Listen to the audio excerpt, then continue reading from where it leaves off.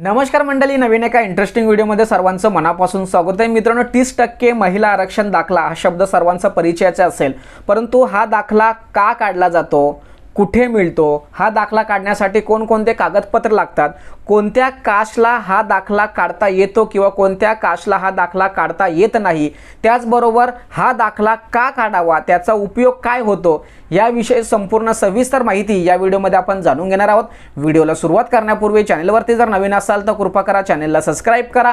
अशाच महत्त्वपूर्ण अपडेट या चॅनलवरती येत असतात। चला तर मित्रांनो, व्हिडिओला सुरुवात करूया। मित्रांनो, 30% महिला आरक्षण दाखला हा यूपीएससी, एमपीएससी किंवा इतर ज्या स्पर्धा परीक्षा असतात त्या स्पर्धा परीक्षांमध्ये आपल्याला महिला आरक्षणाच्या माध्यमातून सहज पद्धतीने फॉर्म भरता यावं, त्याचबरोबर आपल्याला प्रवेश मिळावं, या उद्देशाने हा दाखला खूप उपयुक्त ठरतो। सर्वात महत्त्वाचा विषय म्हणजे हा दाखला ओपन कॅटेगरी म्हणजे जनरल कॅटेगरी जी लोक असतात, ज्या महिला असतात, त्यांच्यासाठी हा खूप महत्त्वाचा दाखला समजला जातो। आता तुमच्या मनामध्ये असा प्रश्न असेल की एसटी आणि एससी या लोकांना किंवा या महिलांना हा दाखला काढता येतो का?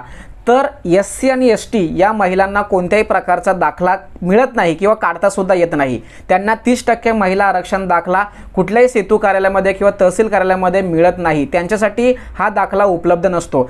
त्याचबरोबर जे जनरल कॅटेगरीचे जे महिला असतात त्यांना मात्र हा दाखला काढता येतो। आता तुमच्या मनामध्ये प्रश्न असेल की जे ओबीसी असतात किंवा एनटी असतात किंवा व्हीजेएनटी असतात, या लोकांना हा दाखला काढता येतो का?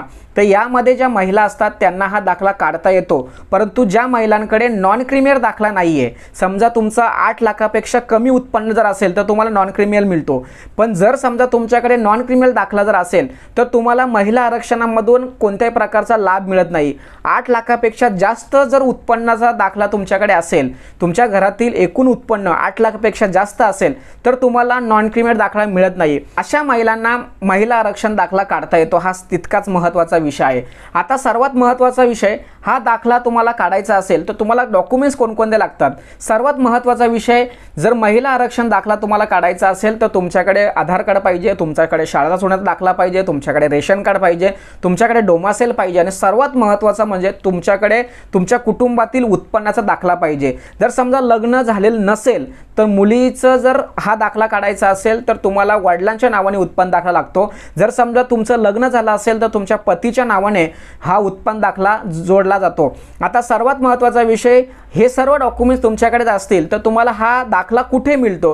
तर तुम्हाला माही सेवा केंद्र किंवा सेतू केंद्र या ठिकाणी मिळू शकतो। सेतू केंद्रामध्ये तुम्हाला ऑनलाईन पद्धतीने हा अर्ज सादर करावा लागतो, तो तहसील कार्यालयामध्ये जातो आणि तहसील कार्यालयामधून हा महिला आरक्षण दाखला तुम्हाला मिळतो। तुमच्याकडे जर जातीचा दाखला जर नसेल, समजा काही कारणास्तव तुम्हाला जातीचा दाखला काढता येत नाही, समजा तुम्ही जर ओबीसी असाल किंवा व्हीजेएनटी, एनटीमध्ये जर तुम्ही असाल आणि तुमचा जर जातीचा दाखला जर निघत नसेल तर मात्र तुम्हाला महिला आरक्षण दाखला काढावा लागणार आहे। कारण जातीचा दाखला जर तुमच्याकडे असेल तर तुम्हाला नॉन क्रिमिनल मिळणार आहे, नॉन क्रिमिनल जर असेल तर तुम्हाला आरक्षणामध्ये बेनिफिट मिळतो किंवा तुम्हाला सहज पद्धतीने कोणत्याही भरतीसाठी फायदा होतो। पण जर समजा तुमच्याकडे जातीचा दाखला जर नसेल तर तुम्हाला नॉन क्रिमिनल मिळणार नाही आहे, नॉन क्रिमिनल नसेल तर तुम्हाला फायदा होणार नाही। अशा ज्या महिला असतात त्या सर्व महिलांनी महिला आरक्षण दाखला काढला पाहिजे आणि त्याच्यानुसार त्यांनी फॉर्म भरला गेला पाहिजे। आता मित्रांनो, तुमच्या मनामध्ये असा प्रश्न असेल की समजा आमच्याकडे जर नॉन क्रिमिनल असेल तर आम्हाला याचा लाभ का घेऊ शकत नाही? तर इथे मी एक गोष्ट क्लिअर करतो की नॉन क्रिमिनल दाखला हा आरक्षणाचा दाखला म्हणून संबोधला जातो, त्यामुळे महिला आरक्षण हे सुद्धा आरक्षणाचा भाग आहे, नॉन क्रिमिनल दाखला हा सुद्धा आरक्षणाचा भाग आहे, त्यामुळे तुम्हाला दोन्ही आरक्षणामधून बेनिफिट मिळणार नाही। जर नॉन क्रिमिनल असेल तर महिला आरक्षण मिळणार नाही किंवा काढू नका किंवा तुम्हाला त्याचा बेनिफिटच मिळणार नाही। जर समजा नॉन क्रिमिनल नसेल तर मात्र तुम्हाला महिला आरक्षणातून लाभ मिळणार आहे। त्यामुळे नॉन क्रिमिनल दाखला आणि महिला आरक्षण याचा व्यवस्थित विचार करायचा आणि मग तुम्हाला फॉर्म भरायचा आहे। जर समजा तुमच्याकडे दोन्ही गोष्टी असतील तर तुम्हाला मात्र एकाच बाबतीत लाभ मिळणार आहे, दोन्ही गोष्टीतून लाभ मिळणार नाहीये। अशा पद्धतीने मित्रांनो अतिशय महत्त्वाची माहिती या ठिकाणी सांगितलेली आहे।